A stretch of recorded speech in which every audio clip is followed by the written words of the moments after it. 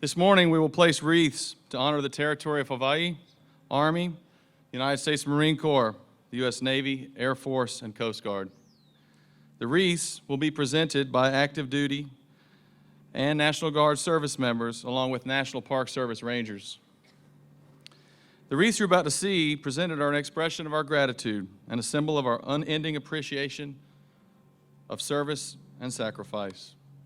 Today, we honor heroes, military and civilian, who lost their lives here on December 7th, 1941. This formation represents our past and present. It honors those who fought in the name of freedom and continue to serve our country with honor, courage, and commitment. Today, these wreaths also represent hope that our future generations may never forget the many sacrifices that make freedom possible. The territory of Hawaii. On that fateful morning, 49 civilians lost their lives as a result of the attack. As a base for all of the military services, the then territory of Hawaii and its citizens played a major role in one of history's greatest salvage and repair efforts, quickly restoring most of the damaged ships and expediting their return to the fleet. Hawaii citizens opened their homes and businesses to servicemen stationed in the islands and to those returning from war patrols. Today, the state of Hawaii remains a strategic and welcoming home port for our military, continuing to offer aloha for all. Representing the territory of Hawaii is Captain Ronnie Rathod of the Hawaii National Guard and Park Ranger Joseph Borgia.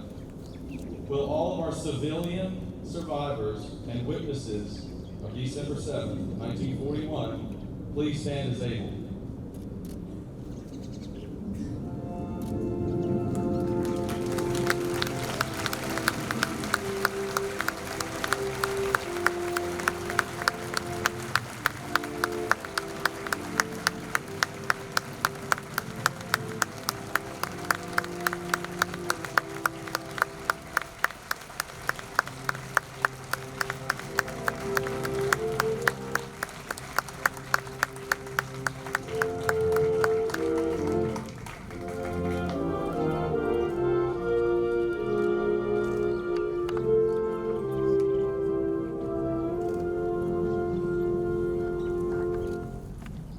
Civilian survivors and witnesses, please be seated. The United States Army. While many history books tend to focus on the Pearl Harbor attack, the brave members of the United States Army fought diligently to defend their post on December 7, 1941. From Schofield Barracks to Bellows Airfield, the U.S. Army had and continues to have a large presence on Oahu. Representing the United States Army is Sergeant Phil Hammond, and Park Ranger and Army veteran Richard Bettinghouse. Will all of our Army veterans, both past and present, please stand as able.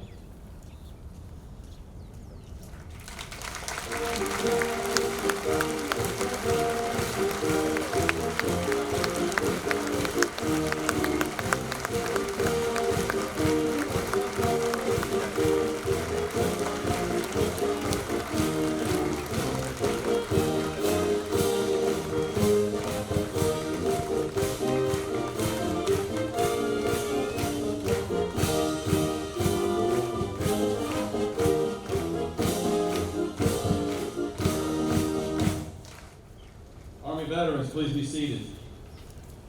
The United States Marine Corps. Many may not realize until visiting the USS Arizona Memorial that a United States Marine Corps detachment made up part of each battleship's crew. A total of 109 Marines lost their lives on December 7th.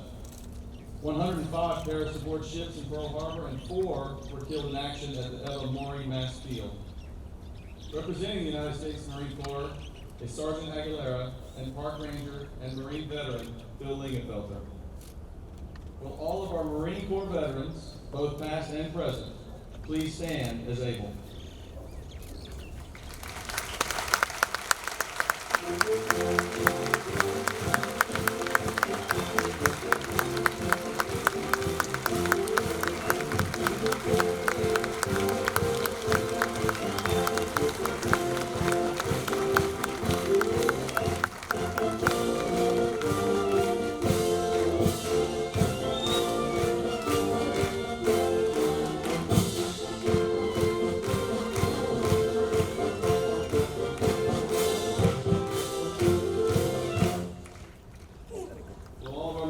veterans, both past and present, please stand. Correction, please have a seat.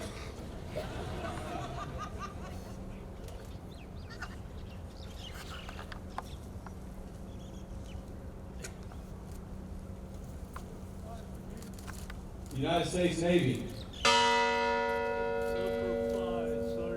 1,999 sailors lost their lives in the December 7th attacks on Pearl Harbor and Naval Air Station, Kaneohe.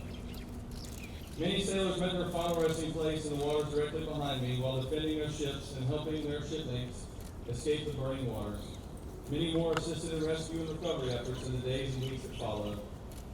Representing the United States Navy is Petty Officer First Class Frank Mulvaney and Park Ranger and Navy veteran Alexander Warwick. Will all of our Navy veterans, both past and present, please stand as able.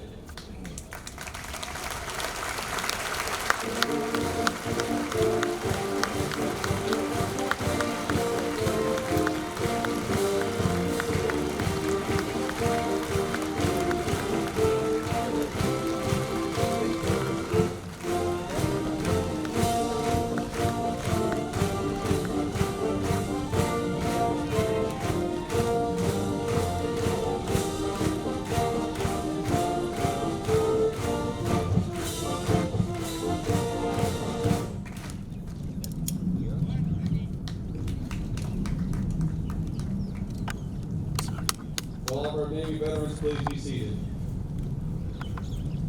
The United States Air Force. Though not yet a service in 1941, the United States Air Force was formerly referred to as our Army Air Forces and here on Oahu as the Hawaiian Air Force. On December 7th, Lieutenants Ken Taylor and George Welch scrambled their aircraft parked at Haleiwa Field and took off to brave the skies against incredible odds. Representing the United States Air Force is Airman First Class Chun and Park Ranger and Air Force veteran Jason Okrasa. Will all of our Air Force veterans, both past and present, please stand as able.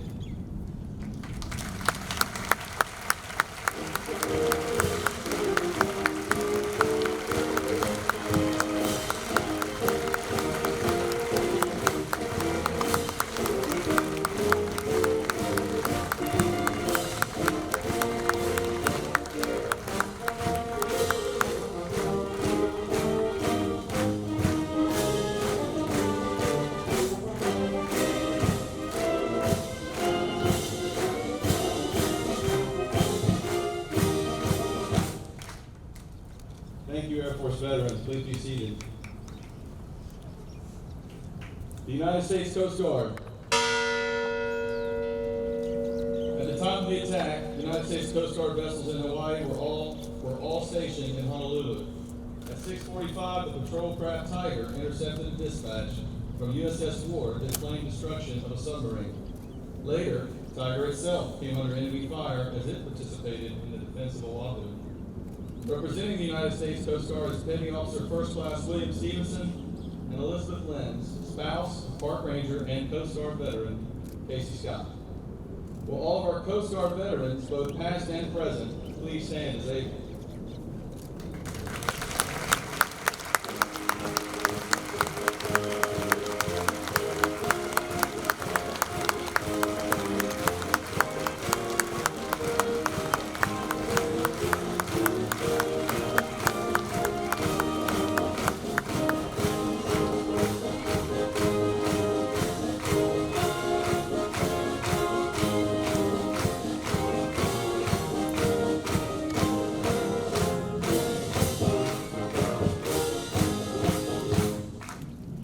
Thank you, Coast Guard veterans. Please be seated. To our representatives, thank you. At this time, with all Pearl Harbor survivors, World War II veterans, and all those who lived through the attack on December 7th, 1941, please stand as able to be recognized so that the rest of us can honor you. On December 7th, 1941, and the years that followed, you superbly executed your duties at your posts and weathered the storm of war. It is because of you and others like you that we enjoy freedom and liberty in this great country. Will everyone please stand and join me as we express our gratitude and appreciation. Thank you to all of you. seated there.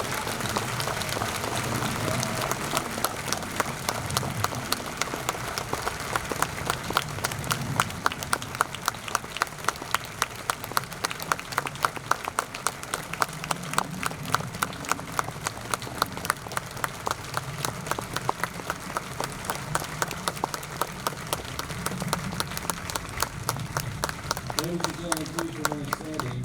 A vintage 1940s Globe Swift aircraft will soon fly overhead. With its sleek lines and retractable landing gear, this aircraft was the economical civilian counterpart to the fighter aircraft that pilots flew during World War II. It shares many common features with the U.S. Army Air Force's P-40 fighter. We'd like to thank Commander Bruce Hayes, United States Coast Guard retired, and the Pacific Warbirds for providing today's vintage aircraft tribute.